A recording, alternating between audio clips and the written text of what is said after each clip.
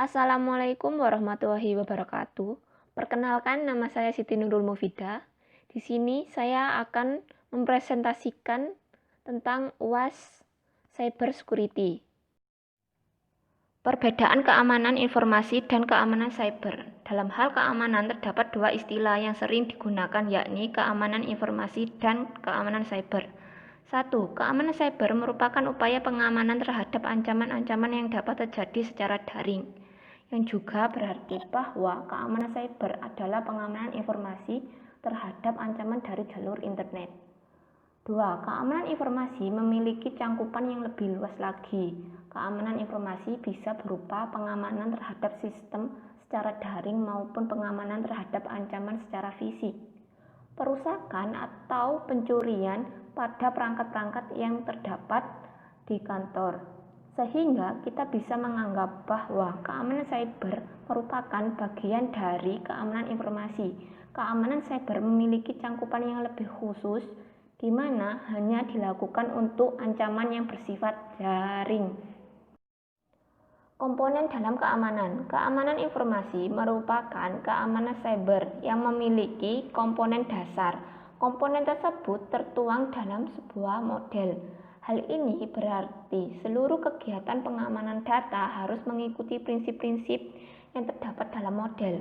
Agar lebih mudah dalam mengingat pemodelan keamanan tersebut, kita bisa menyingkatnya menjadi CIA. Yang dimaksud di sini bukanlah Central Intelligence Agency, melainkan confidentiality, integrity, dan availability. Confident. Prinsip ini secara umum bisa kita anggap sebagai prinsip kerahasiaan. Untuk menjamin kerahasiaan, ada dua hal yang perlu kita perhatikan. 1. Pembatasan akses informasi. Sebuah sistem dikatakan aman bila sistem tersebut menyediakan informasi yang tepat pada orang yang tepat. Sehingga pembatasan informasi sangatlah penting dalam menjaga keamanan. 2. Memastikan privasi. Prinsip ini memastikan bahwa data tetap aman dari ruang publik. Keamanan informasi harus memastikan tidak ada data privat yang terbuka untuk umum. Informasi hanya terbuka untuk orang-orang yang tepat saja. Beberapa minted yang bisa digunakan dalam menerapkan confidentiality antara lain inskripsi, biometrik seperti fingerprint, scan wajah, pola suara, password atau sandi, token keamanan. Integrity. Prinsip integritas merupakan upaya untuk menjamin bahwa data diterima adalah data asli yang dikirimkan tanpa modifikasi, yang telah terjamin konsistensi, akurasi, dan kepercayaannya. Beberapa metode yang bisa diterapkan untuk menerapkan prinsip integritas antara lain: 1. User access control. 2. checksum. Availability. Prinsip ketersediaan merupakan prinsip yang menjamin bahwa informasi akan selalu tersedia kapanpun diperlukan. Terdapat beberapa cara yang dapat digunakan untuk mengekan prinsip ketersediaan, antara lain: 1. Backup. 2. Perawatan dan perbaikan perangkat. 3. Disaster recovery plan, yakni upaya perencanaan untuk menjaga ketersediaan meskipun dalam kondisi bencana. Sebagai kesimpulan, kita bisa menganggap bahwa CIA adalah tulang punggung dari keamanan informasi. Bagian penting jaringan yang berkaitan dengan keamanan. Protokol merupakan perangkat aturan yang mengatur bagaimana komputer dapat berkomunikasi dengan komputer lain dalam satu jaringan. Misalnya, saat kita membuka sebuah situs web. Situs web yang kita buka pada dasarnya adalah resource yang terdapat pada server komputer lain di jaringan internet. Saat sukses mengakses sebuah website, kita akan menyaksikan sebuah tampilan. Seluruh proses pengaksesan sampai dengan munculnya tampilan website di komputer kita memerlukan protokol, sehingga komputer kita tahu Bagaimana caranya menyajikan tampilan web? Sebaliknya, server tahu apa yang sebenarnya kita minta darinya. Request. Dengan kata lain, seluruh proses browsing diatur oleh protokol. Protokol juga akan menentukan bagaimana dari percakapan yang datang pada jam berapa dan juga bagaimana percakapan tersebut berakhir. Percakapan yang dimaksud di sini adalah percakapan antara komputer dengan komputer. Pengertian DDoS dan bagaimana menanggulanginya atau mengatasinya. DDoS adalah serangan yang sangat populer digunakan oleh hacker. Selain mempunyai banyak jenis, DDoS memiliki konsep yang sangat sederhana, yaitu membuat lalu lintas server berjalan dengan beban yang berat sampai tidak bisa menampung koneksi dari user lain atau overload. Salah satu cara dengan mengirimkan request ke server secara terus-menerus dengan transaksi data yang besar. Berhasil atau tidaknya teknik DDoS dipengaruhi oleh kemampuan server menampung seluruh request yang diterima dan juga kinerja firewall saat ada request yang mencurigakan. Teknik DDoS.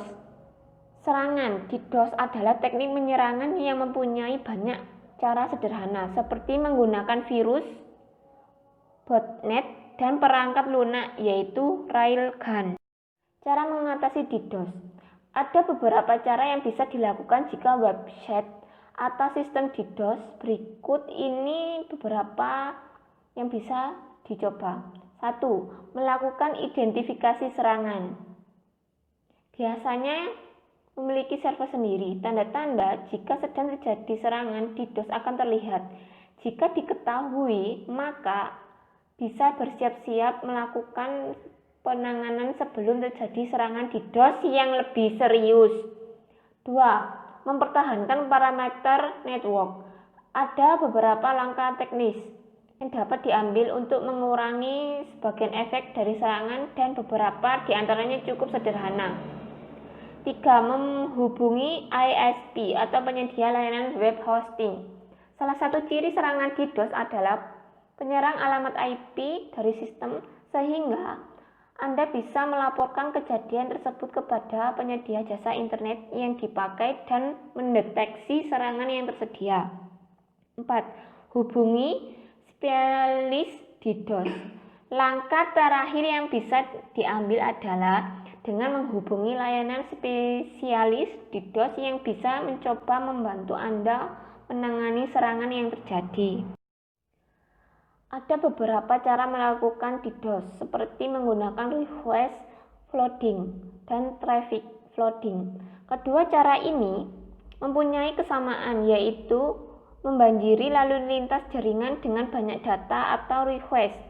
Jika berhasil, maka pengguna lain akan kesulitan untuk melakukan akses ke sistem dan bisa jadi mengakibatkan sistem rusak dan tidak bisa diakses. Tetapi, ada beberapa cara yang bisa dilakukan untuk mencegah sistem bermasalah saat diserang oleh DDoS.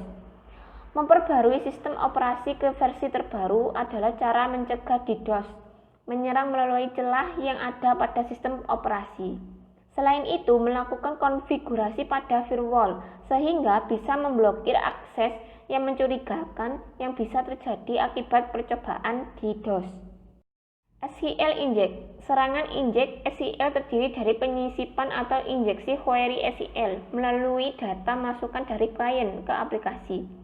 Eksploitasi inject SQL yang berhasil dapat membaca data sensitif dari database. Modifikasi database, sisipkan, perbarui, hapus. Menjalankan operasi administrasi pada database seperti mematikan DBMS. Memulihkan konten file yang diberikan yang ada di file DBMS. Sistem dan dalam beberapa kasus mengeluarkan perintah ke sistem operasi. Serangan inject SQL adalah jenis serangan injeksi di mana perintah SQL disuntikan ke input bidang data untuk mempengaruhi eksekusi perintah SQL yang telah ditentukan. Ancaman serangan injeksi SQL memungkinkan penyerang untuk memasukkan identitas, merusak data yang ada, menyebabkan masalah penolakan seperti membatalkan transaksi atau mengubah saldo, memungkinkan pengungkapan lengkap semua data di sistem, menghancurkan data atau membuatnya tidak tersedia, dan menjadi administrator dari server database. SQL inject sangat umum digunakan pada aplikasi PHP dan ISP karena banyaknya antarmuka fungsional yang lebih lama karena sifat antarmuka terprogram yang tersedia. Aplikasi Z2EE dan ISP.NET cenderung tidak mudah mengeksploitasi injeksi SQL. Kesalahan injeksi SQL yang sering terjadi adalah data memasukkan program dari sumber yang tidak terpercaya. Data yang digunakan untuk membuat query SQL secara dinamis. Sekian presentasi dari saya ucapkan terima kasih. Mohon maaf bila ada kekeliruan atau kesalahan. Wassalamualaikum warahmatullahi wabarakatuh.